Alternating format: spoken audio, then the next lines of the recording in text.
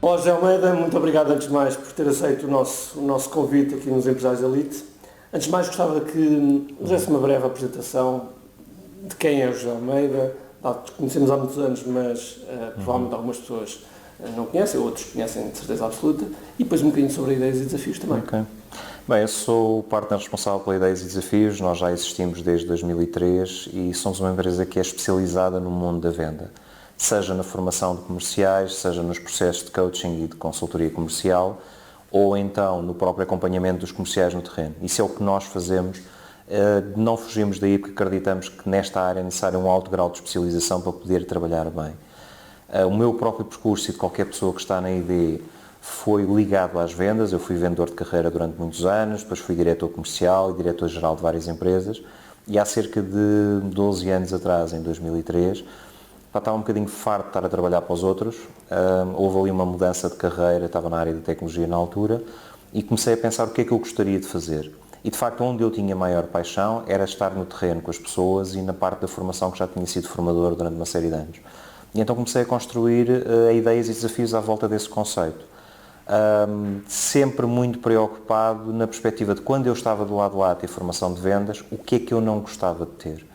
Essencialmente havia duas coisas que me irritavam. Uma, os programas eram muito americanizados e vender nos Estados Unidos não é a mesma coisa que vender cá. Por exemplo, basta caminharmos ali 500 km até Madrid, Madrid tem uma forma de vender completamente diferente. Por outro lado, nem sempre as coisas eram suficientemente práticas para mim. Eu achava, como vendedor, que às vezes a teoria era fantástica, mas depois quando chegava ao terreno, como é que eu agora vou aplicar isto? Então, quando nós começámos a desenhar os nossos programas, que têm uma base muito forte de experiência no terreno nossa, qualquer pessoa que está a dar formação com ideias e desafios tem obrigatoriamente de ter carreira comercial e direção comercial, pelo menos, senão não é aceito como formador, por melhor formador que ele seja. E isto explica-se muito facilmente, porque vamos imaginar que estamos a dar formação, como nós estamos muitas vezes, a pessoas com 10, 15, 20 anos de experiência. E a pergunta típica é, mas ok, a teoria é muito gira, mas já vendeste alguma coisa? Exatamente. Sabes o que é de ter o chefe a bafejar-te no pescoço a perguntar, então, este mês vais morrer na praia? E por vezes isso é um bocado complicado para as pessoas terem esse grau de aceitação do formador. Então nós tomámos essa decisão desde o início, nunca nos demos mal e trabalhamos com algumas das melhores empresas a nível nacional, mesmo em termos de vendas. É um privilégio muito grande às vezes trabalhar com esta malta, o que nos permite ter um alto grau de especialização. Portanto, nós essencialmente trabalhamos nisto, ou é na formação, ou é no coaching, ou na consultoria comercial, no redesenho das estruturas comerciais das empresas, porque muitas delas ainda estão paradas no tempo. Aquilo que as trouxe até aqui não é que as vai levar onde elas têm de chegar, o mundo da venda mudou radicalmente, portanto anda muito à volta disso. Pegando um bocadinho nessa última frase que falaste, as coisas estão a mudar radicalmente e se calhar concordas que as coisas realmente há um ano, se calhar já não são o que são agora, que a mudança é realmente grande. E sendo as vendas o motor da empresa e o tecido empresarial português é pequeno, ou seja, do ponto de vista são pequenas e médias empresas, como é que vês o nível de conhecimento prático e teórico nestas empresas, dado o teu contacto que tens diariamente? Fazer uma radiografia, vamos imaginar que temos 440 mil contactos em Portugal comerciais. Desses 440 mil, para nós, pelo menos, o tecido em termos de base de dados começa por volta dos 50, 70 mil. E aí estamos a falar de empresas que se calhar faturam 50, 60, 70, portanto estamos a falar de micro PMEs. Quando começamos a subir, temos ali um range das 7.500 maiores, que mesmo essas, a que está na base da lista, anda na ordem dos 10 milhões de faturação. Portanto, pensarmos como é que o mercado funciona, se nós olharmos para baixo das 7.500, no resto das empresas, temos um bocadinho de tudo. Temos muito o empresário que não tem estrutura comercial fixa, que é ele próprio muitas vezes o comercial, o que representa um grande problema, porque habitualmente entram naquilo que nós chamamos o ciclo do ioiô. Se forem, por exemplo, uma empresa que venda serviços ou projetos, tem uma parte da altura que estão a vender, porque não têm negócio para entregar, mas quando fecham o negócio começam automaticamente a entregar e esquecem-se de vender. Então isto dá um ciclo desencontrado em termos de venda ou de entrega. O que é que acontece? Quando eu termino um projeto, não tenho projetos para trabalhar, vou vender novamente, já é tarde, que eu deveria estar sempre a vender. Então, se nós olharmos para o tecido empresarial português, a maior parte das empresas pequenas que arrancam em termos de startup morrem por causa deste síndrome do ioiô. porque ou estão a vender ou estão a entregar. E isso não é possível. Pois. Então, um dos grandes trabalhos que nós temos feito com essa camada empresarial é mostrar-lhes que todos os dias, sem exceção, todas as semanas, todos os meses, tem de haver prospecção e ter a área comercial a trabalhar. Não chega a apenas ter um site ou ter meia dúzia de estratégias. Então, se calhar, pegando aí um bocadinho nesse tema, que é um dos erros do tecido empresarial, quais seriam os 3 principais erros que apontarias que se calhar o comercial comete e depois a empresa também comete? Se nós olharmos para os principais erros que nós vemos no terreno, um dos principais erros é ficar sentado. Okay? Nós tivemos a inércia, porque nós vimos há 5 anos atrás, o mercado estava em crescimento. 5, 6 anos atrás, quando se dá o epicentro da crise. E como o mercado estava em crescimento, o que é que acontece? Eu não tenho de me esforçar porque os clientes vêm até mim. Claro. E então eu estou ali, mando uns e-mails, tenho um site, tenho uns catálogos, as pessoas vão encomendando. E o que é que aconteceu quando começa a crise? De um momento para o outro o mercado parou. Ao parar, as empresas não estão preparadas para fazer prospecção ativa. Porque prospecção não é fácil de fazer. Não é somente fazer telefonemas ou mandar uns e-mails. Isso só não funciona. Portanto, muitos dos erros que eles tiveram foram, por um lado, estarem sentados, por outro lado, normalmente terem 1 a 2 estratégias de prospecção. Ricardo, se tu olhares para a maior parte das empresas, mandam os mails, fazem os telefonemas e pouco mais. Ou agora, ultimamente, se calhar já começam a mexer um bocadinho no LinkedIn. Mas agora repara o que é que acontece em termos de erro. Eu tenho um mercado... Não é nada integrado, não há uma estratégia integrada, não há um processo comercial que seja percebido por toda a gente na empresa, que esse é um dos erros maiores, porque a atividade comercial não tem muitos segredos. Tem, acima de tudo, disciplina, e eu tenho que trabalhar nesta disciplina todos os dias, tenho que saber gerir muito bem o meu tempo e o foco que eu tenho em termos da abordagem do mercado, porque há clientes que se calhar me interessam, há outros que eu estou a gastar tempo e estou meramente a perder tempo com eles, e por outro lado, o número de abordagens que eu tenho ao mercado, normalmente na maior parte das empresas é muito baixo. Estamos a falar de e-mail, de uns telefonemas, e de uns contactos nas redes sociais. O que é que acontece hoje em dia quando entra a crise? Eu antes, se calhar, até conseguia chegar ao decisor, mas com a crise, eu tenho uma mensagem nas empresas que é: tens de fazer contactos, tens de chegar aos clientes, tens de fazer reuniões. O que é que eu tenho? Tenho toda a gente que antes estava um bocado mais sentado, à espera que o cliente viesse até ele, de repente a cair no mercado, em força a fazer prospecção. Então os canais tradicionais ficam barrados. E as pessoas, como não têm mais estratégias, de um momento para o outro dizem: isto agora não está a funcionar, eu não consigo chegar ao cliente. Ele não consegue chegar ao cliente porque agora, em vez de 10 por semana, se calhar são 300. E então isto aconteceu frequentemente nestes últimos anos. Nós consideramos que, de facto, agora está-se a começar a ver sinais de retoma e as empresas estão a investir e mesmo em termos de formação estão a começar a procurar muito mais. No nosso caso, como nós somos altamente especializados nas vendas, nós crescemos sempre durante a crise, entre 10% a 20% quase todos os anos. Mas também, desculpem a expressão, eu trabalho com o mal dos outros, portanto, quando pode não haver formação para mais nada. Mas para as vendas, manda lá os homens para a formação para ver se eles vendem. Portanto, tivemos, de facto, uns anos que foram bastante bons. O ano passado foi um dos melhores anos até à data, crescemos para aí 23%, o que denota também que o mercado está a reagir. Okay? Agora, é um bocado por aí, ou seja, os comerciais das empresas é falta de foco, falta de um sistema documentado e que toda a gente perceba como é que ele funciona, falta de integração entre as diversas estratégias que eles têm. Muitas vezes as empresas têm um site, mas têm um site para quê? Pois não há limite. Eu vou ao site e chego lá, ok, isto é giro, tem aqui uns produtos, e agora, porquê é que eu hei de voltar como cliente ao site? E normalmente não há estratégias dessas, que hoje em dia se chamam estratégias de lead nurturing, que tu e eu conhecemos muito bem, mas que as empresas ainda, na maior parte dos casos, não sabem sequer o que é isto. Claro. E, dado a crise, o evento do ciclo de decisão aumentou de uma forma enorme. Se tivesse que indicar 5 ideias para aumentar as vendas, o que é que dirias? 5 ideias é capaz de ser muito ambicioso. É muito. Mas eu acho que há aqui... Eu posso dar aquilo que eu considero que é a pedra de toque, para quem conhece esta expressão, das vendas. Que é uma coisa que a maior parte das pessoas não entende no mundo da venda. Eu sistematicamente tenho aqui nesta sala grupos de 10 a 15 comerciais, que nós não gostamos de trabalhar com grupos muito grandes para poder trabalhar com as pessoas pessoalmente. E uma coisa são congressos que nós fazemos com 400 pessoas, outras coisas são formações onde aí gostamos de ter um grupo que seja gerível para poder dar valor. Mas o que eu noto é que quando eu peço o que é que vos traz cá a formação, a maior parte das pessoas diz: queria saber fechar melhor, queria ser melhor a negociar. E elas esquecem-se que quando chegam à fase de fecho ou negociação já é tarde. O poder delas é muito fraco. Porque há uma coisa que em termos técnicos se chama BATNA, que é o Best Alternative to a Negotiated Agreement, que é um palavrão enorme. Mas que quer dizer, ok, quando eu chego à fase de negociação, quem é que ganha? Ganha quem tiver o maior número de alternativas.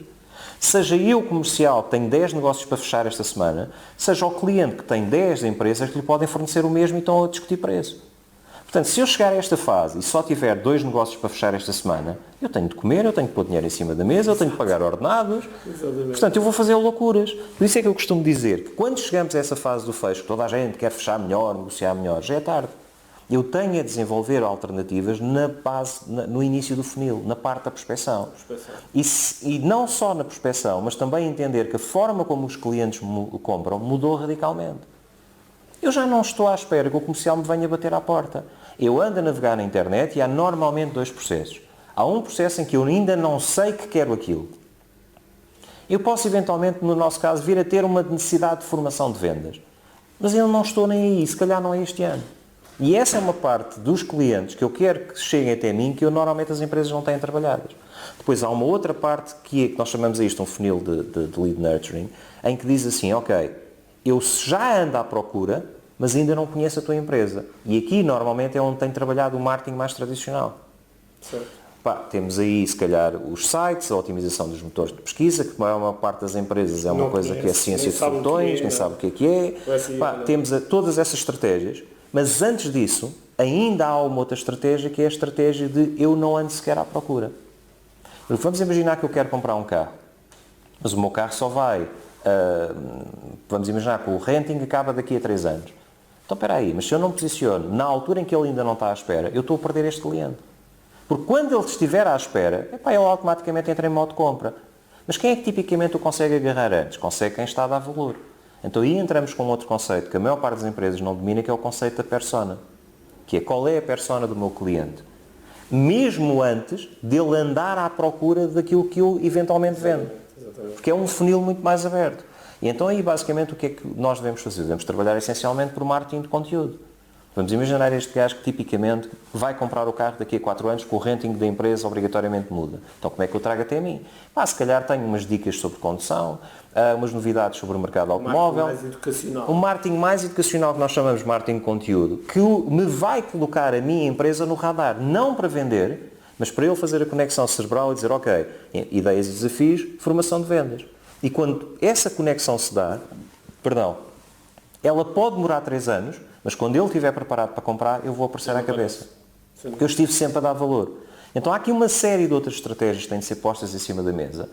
Porque tu e eu, quando compramos, não andamos à espera que o comercial cá venha bater à porta. Vamos ao engenheiro Google, Claramente. como eu costumo dizer em tom de brincadeira, pesquisamos formação de vendas, das duas uma, ou apareces à cabeça ou não apareces. Mas isso é já na fase em que tu estás à procura. Ou então, quem ainda não está à procura de formação de vendas, tipicamente o que é que está à procura? Olha, se calhar estou à procura de dicas em como liderar a equipa comercial ou novas estratégias. Então, este paralelo tem de ser feito para qualquer negócio. Sem dúvida. Porque senão, ter só um site com produtos, tipo um catálogo na net, não chega para nada. Hoje em dia não dá mesmo. E pegando aí na prospecção, já falámos aqui de algumas ideias de como é que as pessoas podem fazer prospecção. Digamos que as pessoas fazem a prospecção e depois têm muitas vezes já o potencial cliente à frente e portanto há ali que estabelecer algum rapport, que também é um conceito que é um bocadinho nebuloso, principalmente aqui no nosso país. O que é que poderias dizer acerca de... Rapport basicamente quer dizer empatia. Empatia. Eu até brinco a dizer que se eu viesse para os cursos a falar de empatia, ninguém cá vinha assim, rapport é mais sexy, enrola-se na língua, que tem um outro gosto ao dizer rapport, é mais fino. É verdade. Mas rapport basicamente Só a gourmet. Só a gourmet, dá para cobrar mais. Mas basicamente é a questão daquela sensação que as pessoas têm de, quando conhecem alguém, automaticamente estabelecem uma relação de amizade ou não. A questão é que eu hoje em dia não posso, pura e simplesmente, não me dar ao luxo de não ter rapport com o cliente. Não é que eu não seja espremido na venda. Espremidos todos somos. Claro. Okay? Porque isso é o papel de quem está do lado de lá, de fazer o melhor negócio pelo menor custo possível. Se depois esmifra uma rotina ou não, como nós costumamos dizer, então de brincadeira já são outros 300. Porque às vezes a pior coisa que eu posso fazer é estar, ok, vou destruir completamente o processo comercial em termos da relação só porque quero poupar uns euros. E o que acontece é que se calhar vou perder na outra fase do processo comercial. Mas, em termos de empatia propriamente dita, há duas bases que as pessoas têm de perceber. Uma, a empatia é baseada essencialmente em duas coisas. Uma, na similaridade, no ritmo que as pessoas têm de falar, de agir, etc. Mas, por outro lado, também na capacidade que o vendedor tem de ouvir. E o estúpido disto é que nós ensinamos os nossos comerciais a falar, a fazer apresentações, a puxar do iPad, que agora está na moda, e ali milhares de slides, mas não ensinamos as pessoas a ouvir. Ouvir genuinamente. Porquê? Porque é o ato que maior empatia cria na humanidade. Quando eu tenho uma pessoa uma pessoa à frente, em que ela me está a ouvir, mas com ouvidos de ouvir, sem estar a pensar em mais nada, ou querer argumentar logo, isto é uma autêntica massagem ao ego. E esses dois pontos, em 80% das vezes, é suficiente para criar empatia. Mas isso as pessoas não fazem. Um comercial está mais preocupado em sentar-se à frente, puxar do seu portátil e despejar o raio da apresentação, que normalmente vai para o arquivo morto, que é aquela coisa redonda que até tem um saco preto dentro. As pessoas não querem isso. As pessoas querem que ele lhe diga como é que eu posso te ajudar, como é que eu te posso resolver um problema. E daí nós estarmos cada vez mais a assistir a situações em que o comercial deixa de ser um vendedor para passar a ser um especialista. Porque quem é comercial e não faz esta transição, Ricardo, não vende hoje em dia. Claramente. Aliás, pegando nesse pequeno pormenor, hoje em dia cada vez mais o comercial é muito mais do que isso, não é? É quase um consultor, ajuda ao negócio, dá dicas, tem que dar ali valor acrescentado. Como é que tens visto? Quem tem sucesso hoje em dia, em termos da área comercial, porque isto vai ser de limpeza, é quem consegue entrar no cliente e perceber o negócio dele a fundo melhor do que o próprio cliente às vezes. Isto é um exagero, sim, às vezes acontece. Mas às vezes acontece. Eu tenho comerciais que dominam de tal maneira o negócio dos nossos clientes que a confiança é tal que ele diz, olha, esta semana você deve encomendar isto, isto e isto.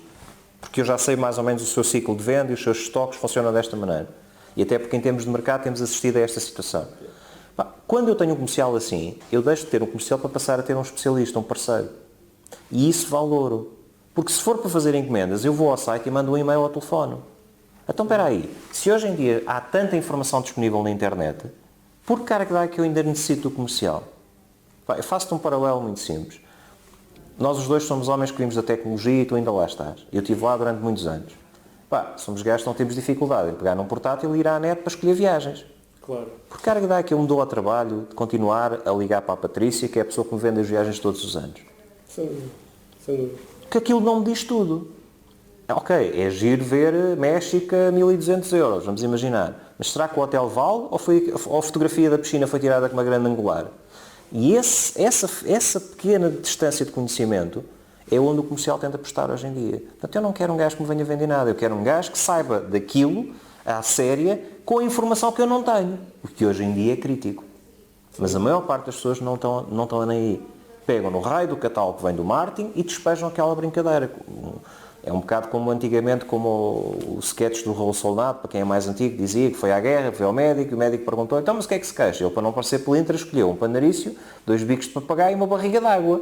E a malta a vender assim, olha, seu cliente, tenho panarícios, barrigas de água e bicos de papagaio. O que é que o senhor quer? Em vez de ser ao contrário, o que é que você se queixa? Para fazer, de facto, aquilo que nós chamamos, em termos técnicos, uma venda consultiva. Claro. Mas que é uma venda que o ajuda a pensar e o ajuda a criar ali uma solução em conjunto. Concordas, eu hoje em dia cada vez mais digo isso, mas concordas que mais do que satisfazermos as necessidades dos clientes, temos que às vezes antecipar as necessidades dos clientes? Aí depende um bocadinho de em que tipo de produtos é que tu estás. Claro. Porque nós temos o caso da Apple. Até a Apple entrar no mercado, ninguém andava à procura de tablets. Portanto, aí, apesar de ter havido com o Bill Gates e com uma carrada de outra malta que aquilo existia. A questão é um bocado essa, depende do tipo de negócio em que tu estás. Porque às vezes é fácil falar em todas estas teorias e tudo o resto, mas de vez em quando tu tens empresas que estão a trabalhar commodities. Sim. Papel higiênico, eu vou procurar o mais barato que aquilo que não rompa, preferencialmente, não é? Mas mesmo dentro do papel higiênico, tu depois tens o caso da Renova, em que tem um fator diferenciador brutal a vender papel higiênico preto. De outra cor. Eu sei que aquilo é um bocado estranho, nós fazemos sempre aquelas piadas, se vê ou não se vê, mas a questão é um bocado esta, que é... Mas vende. Porquê? Porque foram capazes de ter investigação em termos de mercado e disseram, ok, há aqui a possibilidade de encaixar isto.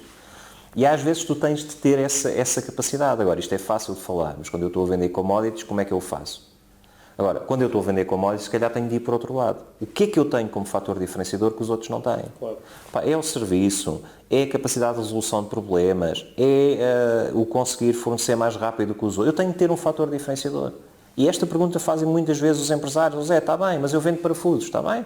Agora, como é que você vende parafusos? Claro, claro. Como é que você diferencia os parafusos propriamente dito? Passamos pela prospeção, pelo contacto com o cliente e chega à altura do fecho.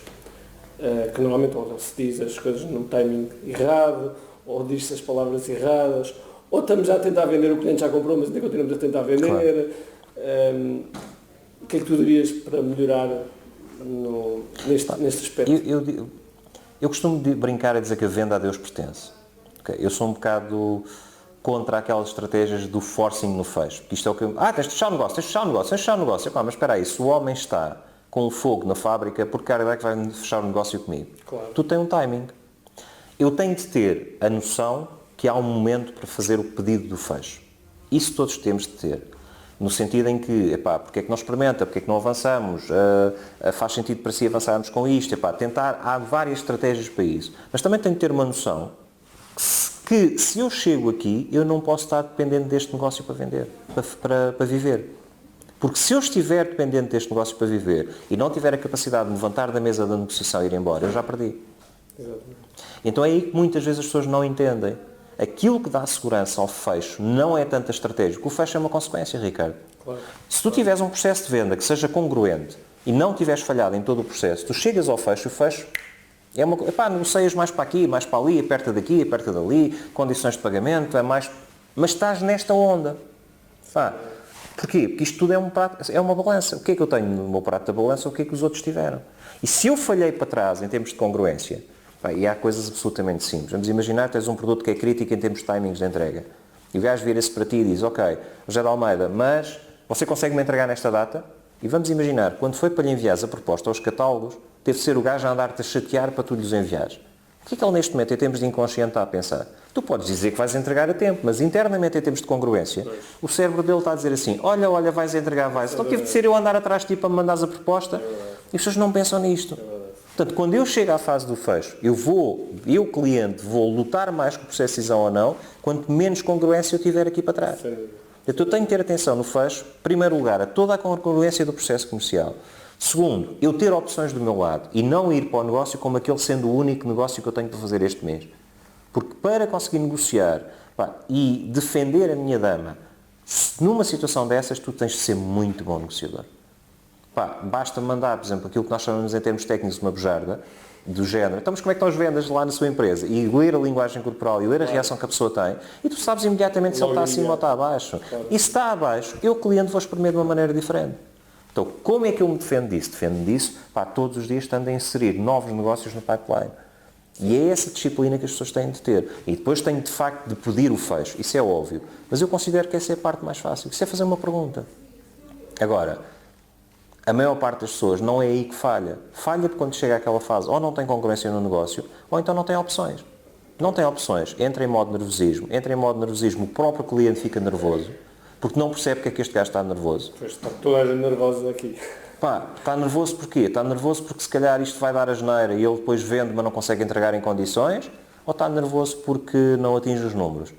Para o cliente é nervosismo. Claro. Qual é a leitura que o cliente faz disso? Não sabe. Percebes? Então há aqui muitos fatores. Não é só agressividade no fecho. É toda uma consequência, porque o fecho é um processo, não é uma etapa apenas. Então eu tenho que garantir que tenho o maior poder negocial possível, tenho que poder que se levantar-me da mesa, quase o negócio não me interessa. E hoje em dia isso é muito crítico. Ter essa capacidade Porque repara uma coisa, às vezes a melhor coisa que pode acontecer a um comercial é não ganhar aquele negócio. Sem dúvida. Porque antigamente tu fazias 5 ou 10% de desconto e encaixavas, aquilo ia para a empresa, aquilo dava ali um descoberto de tesouraria, o descoberto de tesouraria era coberto por o crédito bancário e isto até passava debaixo do radar. Hoje em dia o que é que tu tens? Não há crédito bancário. Não há crédito bancário, já não passa debaixo do radar. Ou seja, eu estou ali assim aflito, estou a vender e estou a ter um problema, porque é assim, as empresas, eu sei que as empresas podem não ter lucro, mas não podem deixar de ter cash flow. Isso é impossível. Claro. E se eu estou nesta fase, então às vezes o complicado é isto. Por isso o melhor cliente que eu tenho, se calhar não é o que eu vou conseguir ter o maior volume de vendas. Por incrível que pareça, isso mudou radicalmente. Se calhar é ter o cliente que me paga a horas e certinho. Sim. Então esta análise é crítica. Porque se calhar num cliente me vai pagar a 90 dias e que depois só posso ligar para lá à sexta-feira de manhã, das 9 às 9h05 e tem de ser em bissexto, senão não dá. Aí se calhar é o cliente que me interessa. As empresas têm de entender que não têm portas de abrir, nem têm uma placa a dizer novo banco, passa a expressão, na testa. Claro. Portanto, eu tenho de conseguir defender a minha posição para que não vá para prazos de pagamento para 90, 120, como às vezes eu vejo no mercado, que são absolutamente ridículos. 180, é verdade. Então, espera aí, se eu tenho 2 clientes, um que paga a 30 e outro que paga a 180, mesmo que este seja um negócio maior, eu se calhar tenho maior rentabilidade neste. Então, este tipo de coisas tem de estar na cabeça do comercial. O comercial hoje em dia tem de ser um estratega e tem de pensar onde é que ele de facto pode facilitar ou não pode facilitar. Eu faço montes de cenários na formação de negociação. Nós temos um curso que é o Arte de Negociar, onde fazemos montes e montes de cenários de negociação. Muitas vezes as pessoas facilitam demasiado. Não há estratégia. E quando me perguntam, mas um vendedor ou um comprador, qual é que é o mais eficaz normalmente? Eu digo-lhe, olha, é o comprador. Porquê? Porque o gajo só faz aquilo. E cada vez mais estão mais disciplinados, porque assim, da mesma maneira que o comercial ganha a comissão, o outro ganha por espremer. Claramente. Portanto, e o comercial tem de ter essa noção, tem de saber jogar esse jogo. Por outro lado, em termos de negociação, tem de entender quais é que são as táticas de cartilha que as pessoas utilizam contra mim. E como é que é de reagir. Isso sim. Depois, a questão da agressividade do fecho depende muito. Eu sei que nós temos muito aquele lado, nós queremos um negócio para hoje. Mas às vezes, se calhar, não é aquela altura de fazer o negócio naquele momento. Não é a altura ideal. Não é a altura ideal. Ou não tenho a informação toda, ou vou forçar e fechar o negócio e depois dá remorso na venda e o gajo desiste.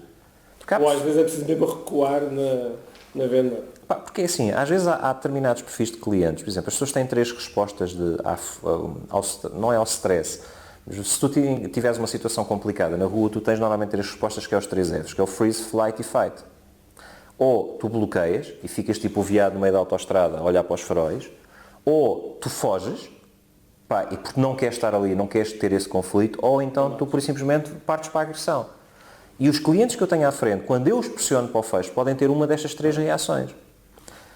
O gajo que bloqueia e não decide, porque eu estou a fazer demasiada pressão, e aquilo até é crítico para ele, ou o gajo que, então sim senhor, a gente para a semana fala, e esqueceu, ou então o gajo que, por simplesmente, afina e entra em modo de agressividade contra ti. Estás-me a pressionar para quê? Quem manda aqui na minha empresa sou eu. Claro, e isso às vezes tem de ser visto no perfil comportamental da pessoa que está à frente. Porque temos de ter muito cuidado com isso. Não dá para fechar. As estratégias comerciais são fantásticas, mas não são ideais para toda a gente que tu tens à frente. Então são à volta destes temas que o comercial, quando falamos de fecho, tem de pensar. Não é só aquela questão de tem de ser agressivo, tem de fechar. Não, há muito mais para falar do que isso. Porque aprender as táticas de fecho, isso é fácil. Um gajo vai ao Google, Closing Techniques, que é mais fino em inglês, e há 500 ou 1000 táticas de fecho. Agora, será que isso funciona na situação ideal? Eu digo sempre, o fecho é uma consequência. Portanto, tu compete a ti fazer tudo aquilo que seja possível para conduzir o fecho ali. E depois, de facto, dar a machadada, fazer o pedido do fecho. Mas também tem de saber como o fazer. Obrigado. Estás a gostar? Espero bem que sim. E convido-te a ver o resto da entrevista no link que está aqui a passar, ou então clicar no link em baixo na descrição deste vídeo, onde poderás aceder de imediato à respectiva entrevista. Estas entrevistas têm como objetivo inspirar-te. São casos de sucesso e sucesso deixa pistas. E, portanto, se seguirmos um pouco estas pistas, podemos almejar este sucesso. Se porventura estás a ver este vídeo fora do YouTube e, portanto, não tens o link para clicar, então convido-te a ir a www.eliteempresarios.com, onde, para além destas entrevistas, temos muito outras coisas, ofertas para ti, completamente gratuitas e que podem ser muito úteis no teu negócio ou, porventura, num negócio futuro. Por isso, não perca tempo, clique já e espero ver num vídeo perto de si.